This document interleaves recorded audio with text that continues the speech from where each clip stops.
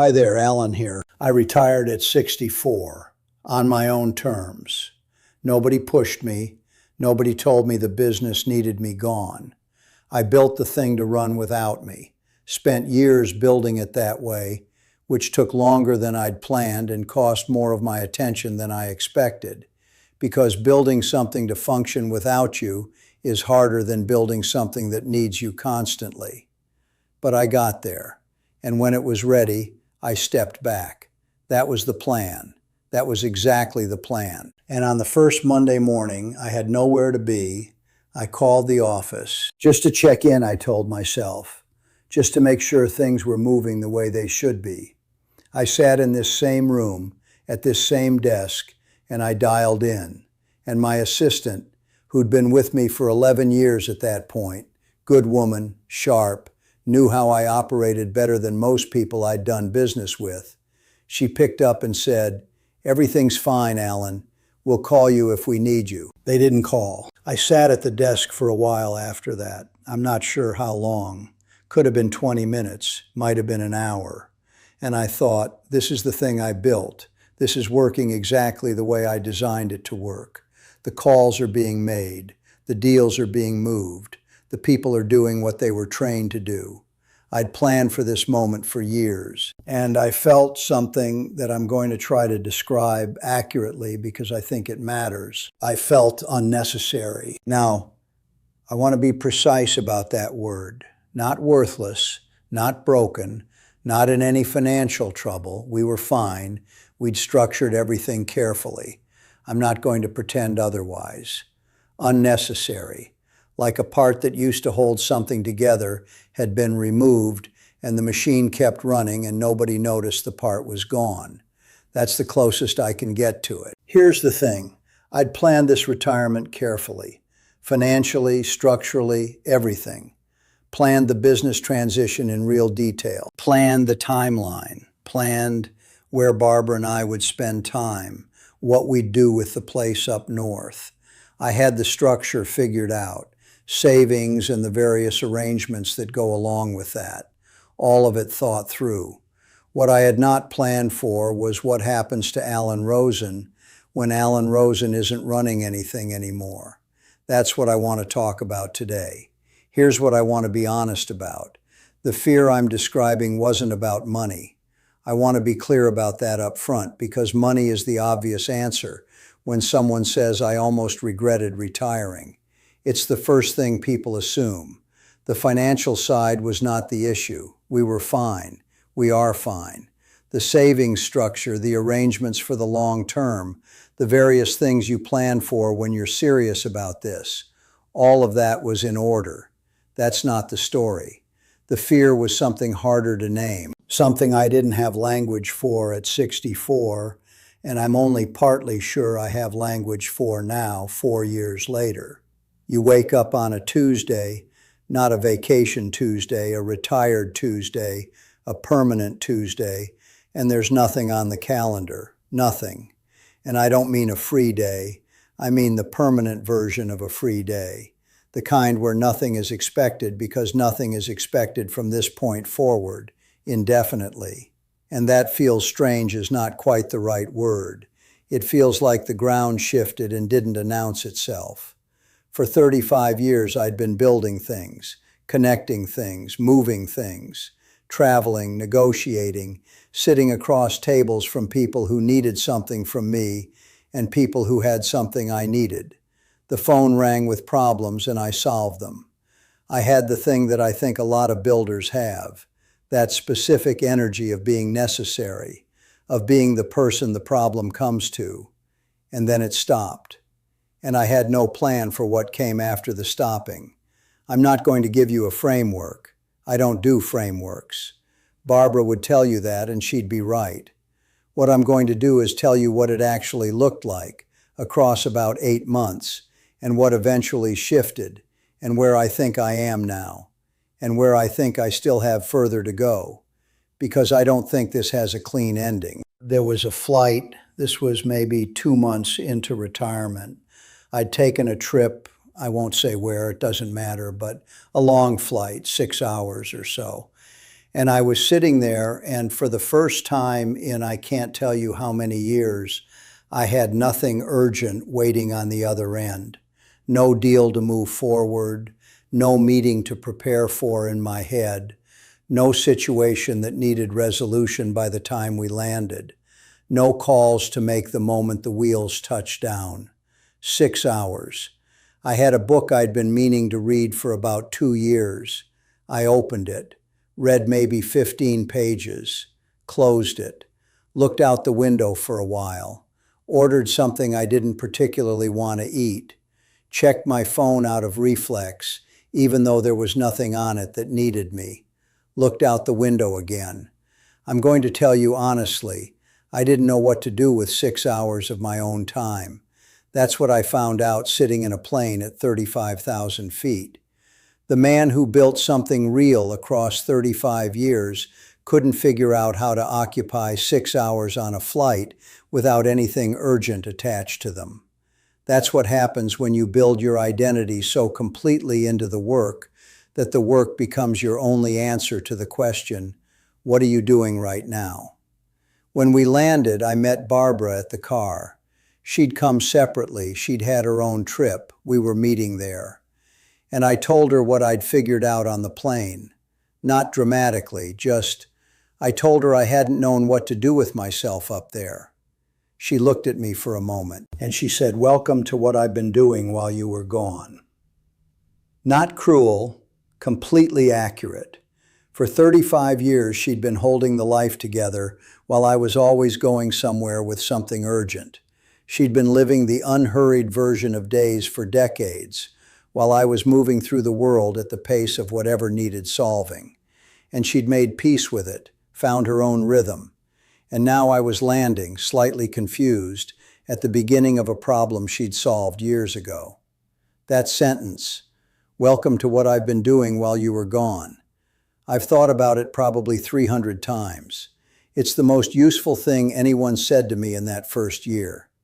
So I want to go through 4 things I didn't see coming when I retired at 64. Things that, had someone told me about them in advance, I might have not changed the decision.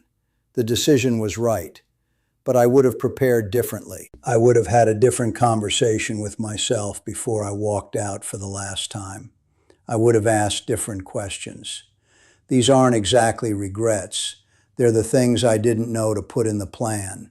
And I think the plan had a significant gap in it that I didn't see until I was already on the other side of the decision. The first thing, I had built my identity into the work so completely that I didn't know where one ended and the other started. I want to say that plainly because I think people who build things, not just business people, any kind of builder, anyone who spent decades being the person who does the thing, tend to do this without noticing they're doing it. The work isn't just what you do. Over enough time, it becomes what you are.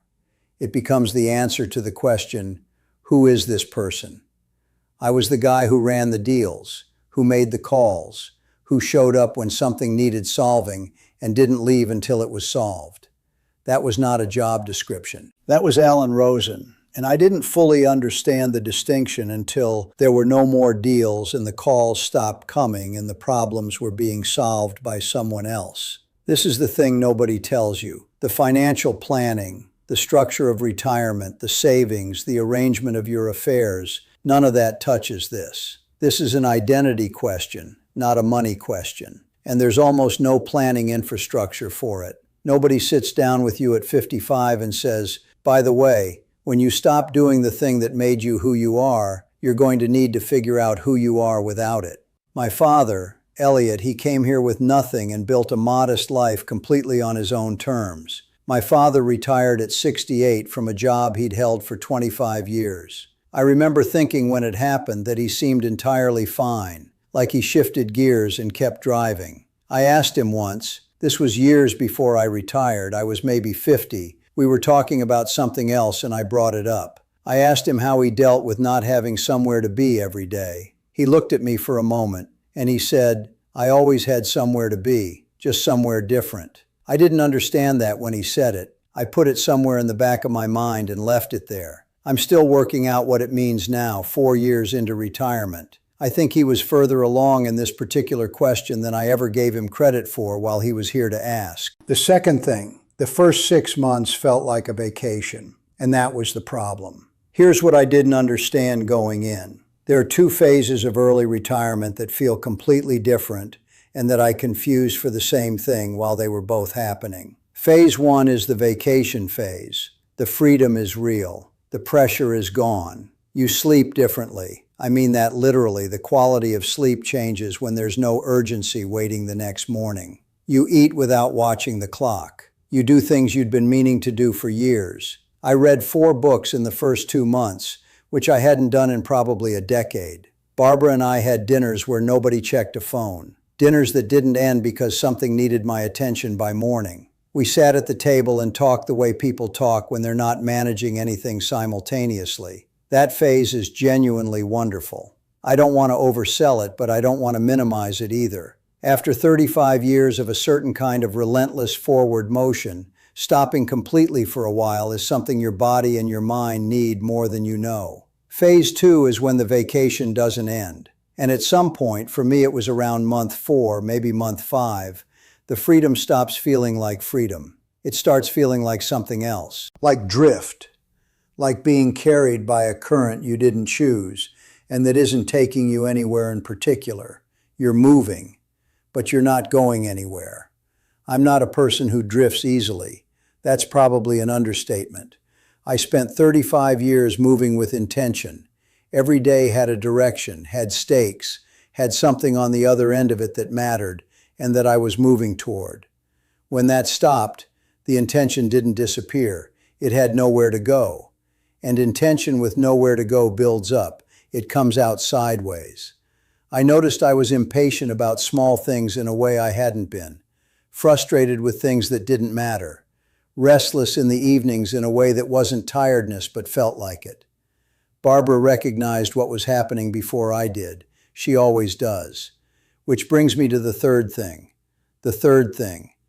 Barbara saw what was happening about 2 months before I did, and she waited for me to see it myself. This is the part I find hardest to tell accurately because it requires admitting something about myself that I don't particularly enjoy admitting. We were leaving Rachel's house. This was maybe month 6 of retirement. Rachel and Mark had us over for Shabbat dinner. Good evening. The grandchildren were there, Eli and Maya. Maya argued with someone about something, which is the natural state of things with Maya. I had a good time. I felt for those few hours like myself. In the car on the way back, Barbara was quiet for a few minutes. She does that. She processes things in quiet, which I've had 41 years to learn to recognize and still occasionally mistake for nothing happening. There was something happening. And then she said, without looking at me, without any particular setup, "You don't actually want to be retired, do you?" Not a question, a statement. Delivered with the precision she applies to things she's been thinking about for a while. And I said yes. I said, "Yes, Barbara, I want to be retired. I chose this. I planned for this. We've been working toward this for years." And I knew while I was saying it that I was lying. Not deliberately, not strategically, but I was lying and I knew it and she knew I knew it. And she just nodded the way she nods when she's filed something away and she'll return to it at the correct time. A few weeks later, she said, "You spent 30 years building something to leave. Maybe figure out what you're building now." That's it. That's the whole reframe. 8 words that I've turned over probably 500 times. I didn't have an answer then. I still don't have a complete one. But I'm building something. That's partly why this channel exists. That's partly why I talk about any of this at all. Barbara said you need something to do with all this. She was right. She usually is. The fourth thing, the one I don't fully understand even now, there was a period, I think it was around month 7 or 8, where I seriously considered going back. Not to the day-to-day, not to being in the office every morning the way I had been for 3 decades, but to taking on a deal, something specific and real, with actual stakes, that needed me present and thinking and solving, rather than watching from a distance. I talked myself around it for maybe 2 weeks. thought about what it would look like, who I'd call, how I'd frame it. I had a particular situation in mind, something I'd been keeping an eye on, an opportunity that I thought might be worth engaging with. I had the connections. It would have been easy to step back in. And I don't fully understand what stopped me. It wasn't Barbara, though she would have had something to say about it, and I'm glad I didn't have to have that conversation. It wasn't logic. I could have constructed a reasonable argument for taking something on, and in another version of that month, I might have. It was something else, something quieter and harder to name. I think, and I'm being careful because I'm not entirely sure this is right, I think I understood that going back would confirm something I didn't want confirmed, that I couldn't do this, that the transition was too hard, that I was the kind of person who could build things for 35 years, but not the kind of person who could let them go.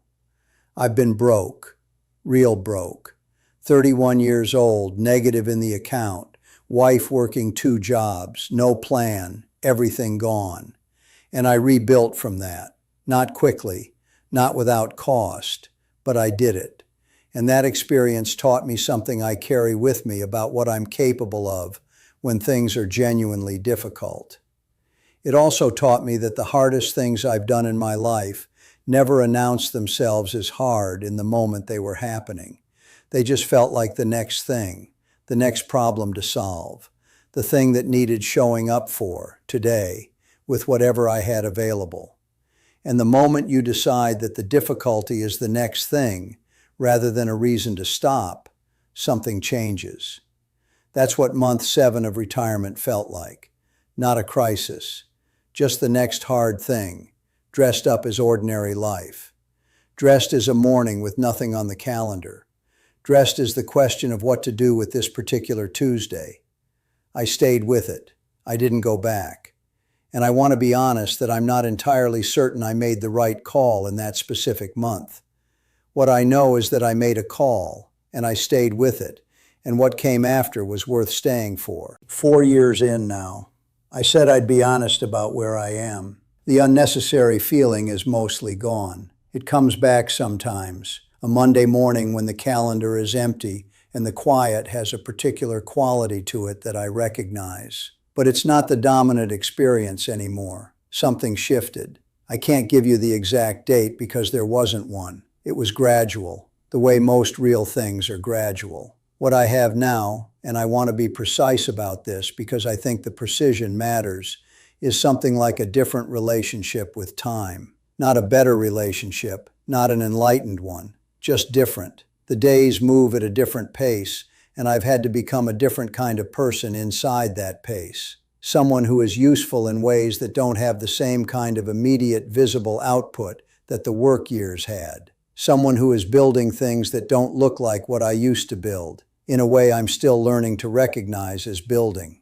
My father used to say that a man should know what he's building at every stage of his life. He meant it about business. He meant it about family. I think he meant it about everything. I'm still figuring out what I'm building now. The figuring out, I've decided, is probably part of it. I'm not sure the answer is meant to arrive clean, and maybe that's the more honest version of what figuring it out looks like at 68. If any of this landed for you, leave me a comment.